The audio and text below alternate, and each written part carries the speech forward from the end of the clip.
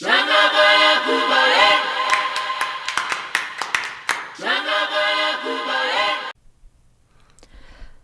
we're going to talk about my absolute favorite culture, the Maya, the ancient Maya here, because there are modern Mayan groups. Keep in mind that we're talking about a number of different polities that all shared some similar characteristics, and that's why they're all called the Maya. So here's a little map of the Maya regions. We see them kind of into Honduras and a little bit of El Salvador, but all of Guatemala, Belize, up in Yucatan, into Chiapas in Mexico, and in Quintana Roo. So these are just a few of the sites. There are also some in Campeche.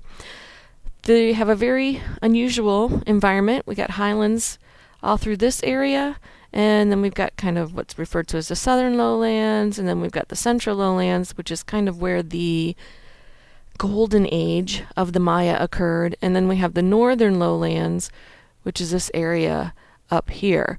Very different environment. We're very dry, much drier up here. No real surface water. Here we have some surface water, not a whole lot, but it's much more tropical rainforest and then the cool highlands.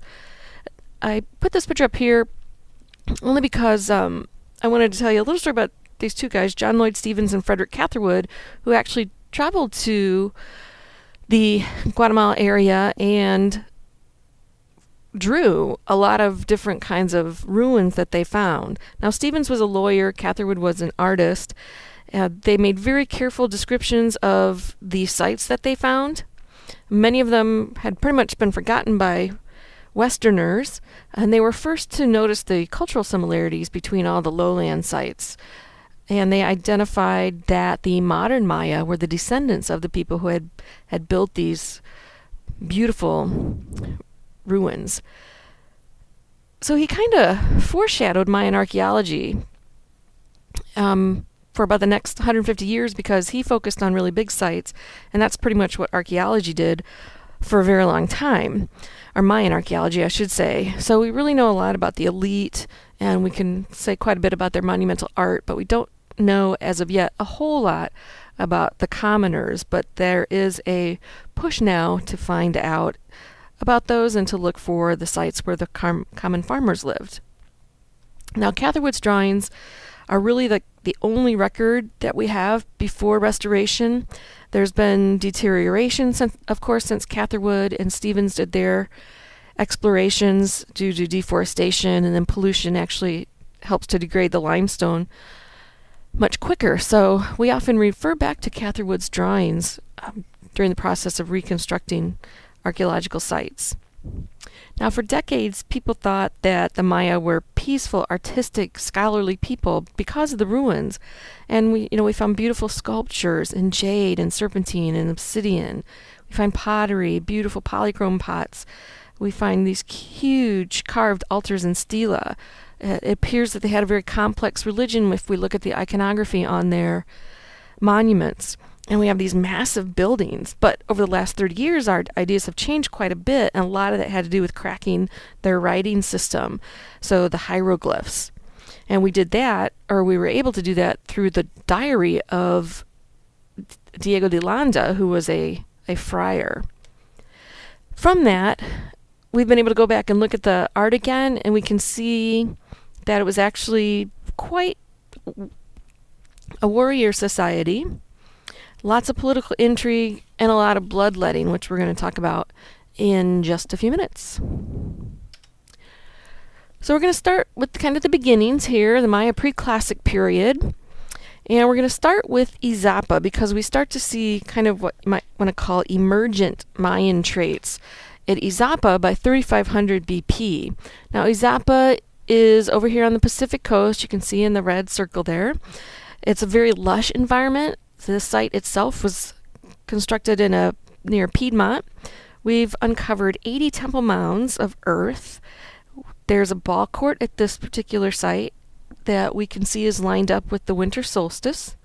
And we do find some Olmec-like artifacts around 3200 BP. So again, we've got that contact from up in the Gulf region to the Pacific side.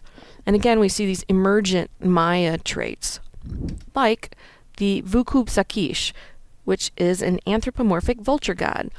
It was actually the son of the fourth creation, so kind of a destructor god. Mayan time is very cyclical. There are periods of creations that are about 5,200 years long. We are currently in the fifth creation, which started on August 13th, 3114 BC, or a little over 5,300 years ago. And this will end supposedly on December 23rd, 2012. And so we'll be at the end of the fifth cycle, and then the sixth cycle of creation will start. But we see Vukup Sakish pop up at later sites, which we'll see. We also have the long-lipped god. So many people have interpreted this as being a rain deity, kind of precursor to the god Chak that we see in the Mayan culture itself. It's part human and part fish. We have pyramid platforms, and again, lots of monumental architecture here. We also find carved stela. And on some of those stela, we actually have writing, and particularly at the site of El Baul, we have some early Mayan hieroglyphs. One of the interesting things about Mayan society is that we see the origins over on the Pacific coast, but then we kind of see a movement up into the highlands of Guatemala. So one of the major sites up there is Kaminahuyu. Actually, Guatemala City sits right on top of it, and they're actually doing excavations in Guatemala City, so you can see it. It was first occupied around 2800 BP, set up in the mountains, very rich soil, so it had great potential for agriculture. You could also create, artificial holding ponds for water and then use that to irrigate all of your crops. We do see Teotihuacan influence at Kaminahuyu, and you can see this in this tripod pot, and the figure on it is very reminiscent of the great goddess that we saw at Teotihuacan. Some kind of unique characteristics at Kaminahuyu are these mushroom stones. Not really sure exactly what they mean. Silhouette sculptures, mostly frogs and pot-bellied figures. Interpretation, again, water and fertility, which is going to be important for an agricultural society and for a emerging polity. You need to have steady food to kind of help control the population. We do start to find more elaborate hieroglyphs here. Still not the full-blown Mayan system, but we're seeing pictures of it. We're also seeing some of the same deities that we saw at Izapa. So here we have Vukup Sakish, and we've got the long-lipped god. So again, a continuity and a connection between these culture groups. So Kaminahuyu, again, seems to be a fairly important site. Again, we find some long count and hieroglyphs. We have the temple mounds, and we have pretty elaborate burials. So here's some indication of social differentiation, and we're starting to see that hierarchy emerge. So in this particular burial, you can see the primary interment here. Sacrificial victims included, hundreds of pots, which are what all the circles are, but we also find stingray spines, we find obsidian. There's a sacrificial victim there. And it's actually part of a log tomb, so it's quite elaborate. So again, social differentiation, this was actually found underneath one of the pyramids. This is actually Tomb 2. And the primary interment itself was sitting on a wooden litter.